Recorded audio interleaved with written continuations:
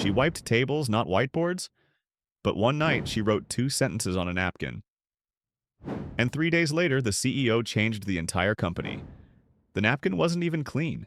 It sat under a lukewarm mug of corporate brand coffee, half soaked in caramel drizzle and sugar crumbs. No one would have looked twice at it.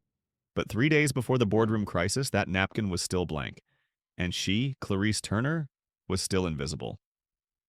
Clarice pushed her cart through the 14th floor like a shadow. It was late, well past 9 p.m., and the conference room reeked of espresso, leather chairs, and arrogance. She always started from the back wall, window to the skyline, mop in hand.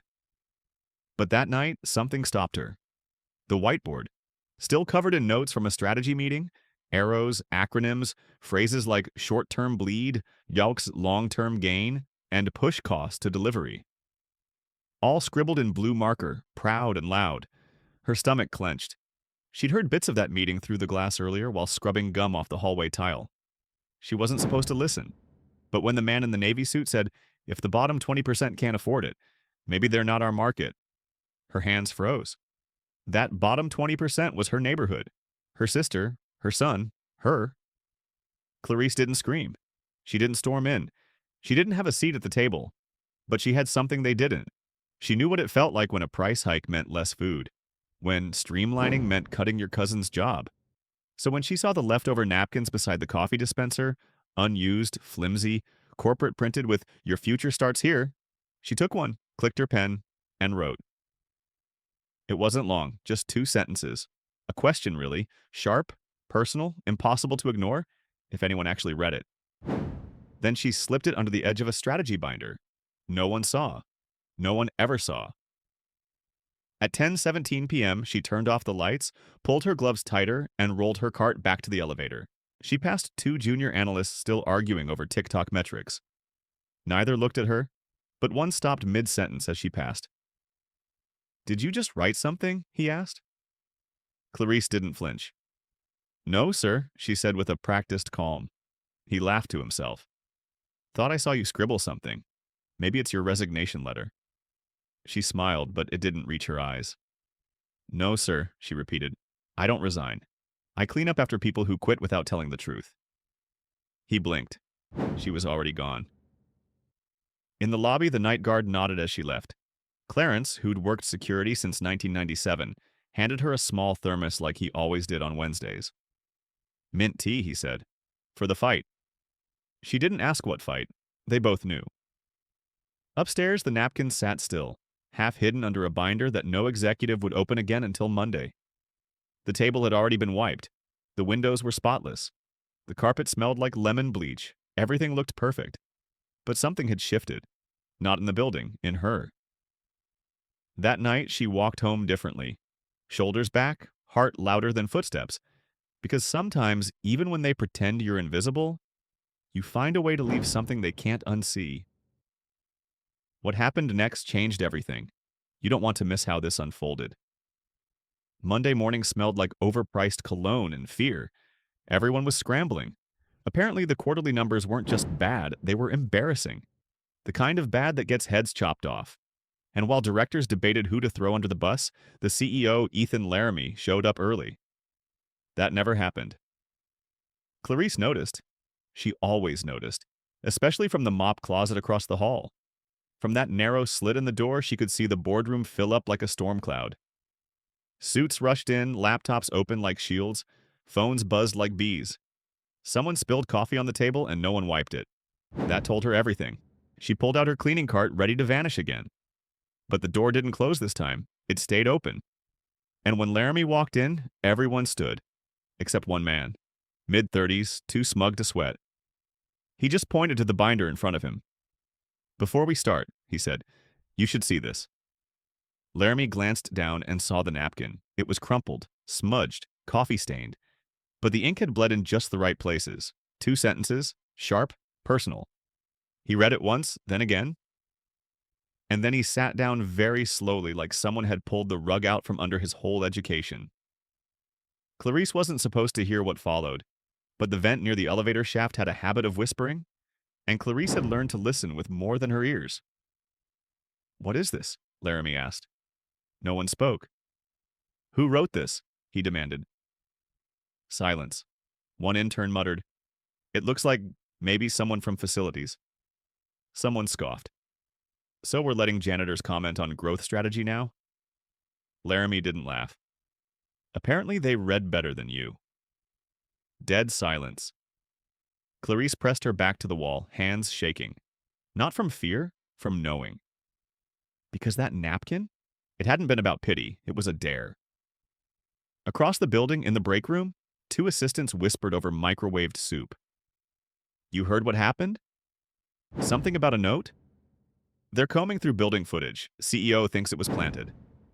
"Planted by who?" "Some cleaner. They're calling her the napkin ghost." At 3:17 p.m., HR called Clarice into a side office. They offered her a seat. She stayed standing. "Just some routine inquiries," said the woman in pearls. "About building access, time logs, any unusual activity last week." Clarice met her gaze.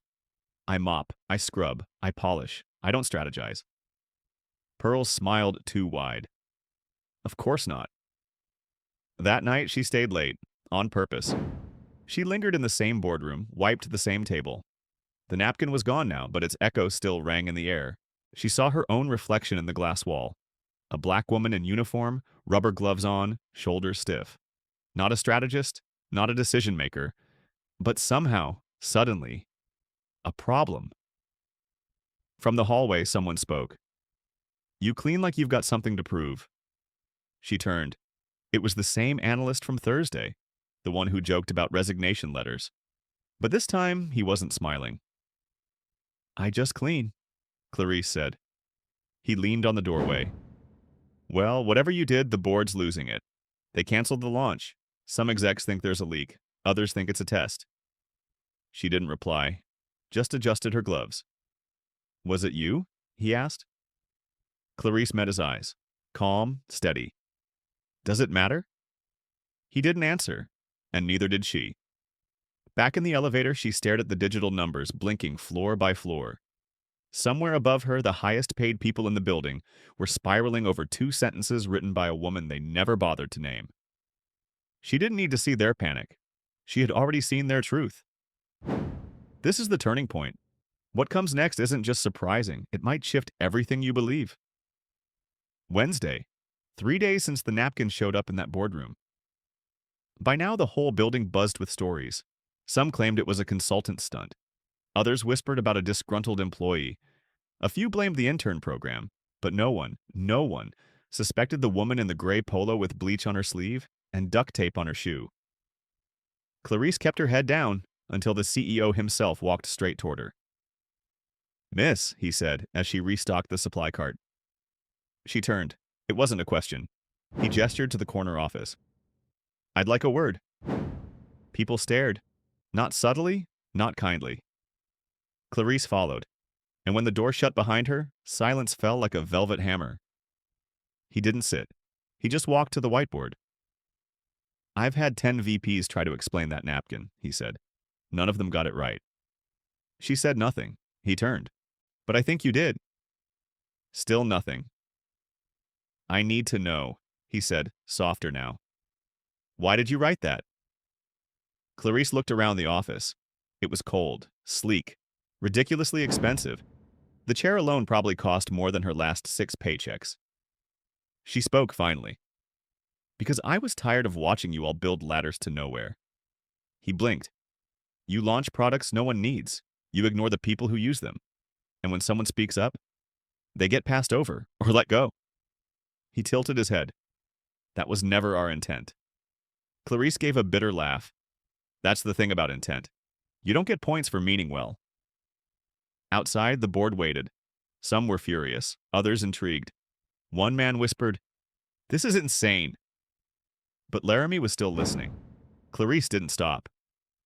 "You want to know why your users are leaving? Because they don't see themselves in anything you make. You build from above, never from the ground up. That's why it all crumbles." She paused.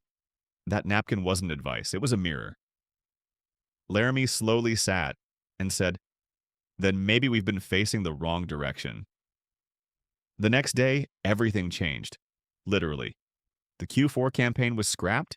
The product launch was frozen, and for the first time in a decade, the company issued a public pause. They didn't call it a mistake. They called it a reevaluation. No one mentioned Clarice. Not in press releases, not in memos. But the people in the building knew, because one day the napkin reappeared, framed inside the lobby. Just 2 sentences, still stained, still shaking the room. Clarice never asked for recognition. But things changed anyway. The interns smiled differently. One exec nodded in the hallway. A woman from accounting started eating lunch with her in the break room.